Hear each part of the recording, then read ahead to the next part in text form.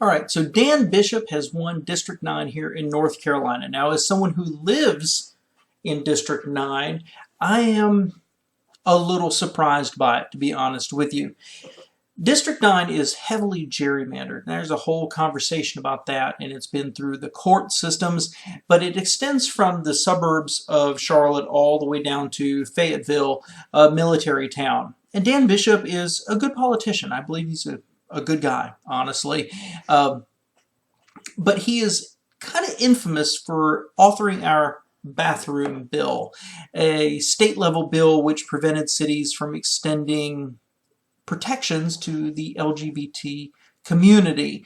And while other states have had this same kind of bill, North Carolina kind of got piled on by the national media, and it eventually got repealed largely.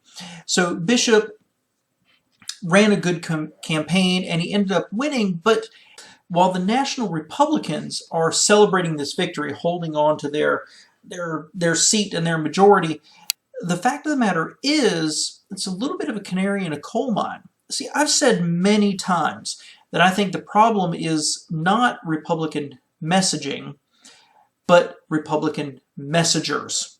And what I mean by that has always been that people want to believe in the prospect of the American ideal of hard work, entrepreneurship, benefiting from your efforts when you succeed, but that endless tweets with no context and an administration that seems like sometimes it doesn't know what it's doing is only hurting their popularity.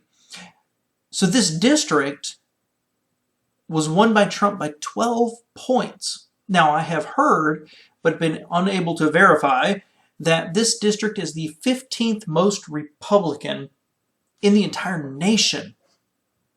And the opponent, Dan McCready, lost by 2 points. 2 points. And that was after Trump showed up the day before the election to push Dan Bishop over the hump. So it's great for Republicans. But I think it underlies a fundamental weakness. See, Dan McCready is not from the Ilhan Omar AOC branch of leftists of the Democratic Party. He's a moderate Republican. He went to war for our country. He came home. He started a company and created a successful business that employs over 700 people. And since I live in this district, I have been inundated with a ton of political commercials about this election. And the ones from Dan Bishop kind of smacked of desperation, to tell you the truth. They were criticizing McCready for activities that, if he were a Republican, would be celebrated. And of course, he twists that around to make it into a negative.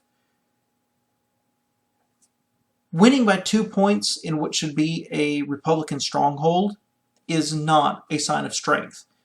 And if this is what President Trump is going to be facing in the next election, the Republicans should be extremely concerned.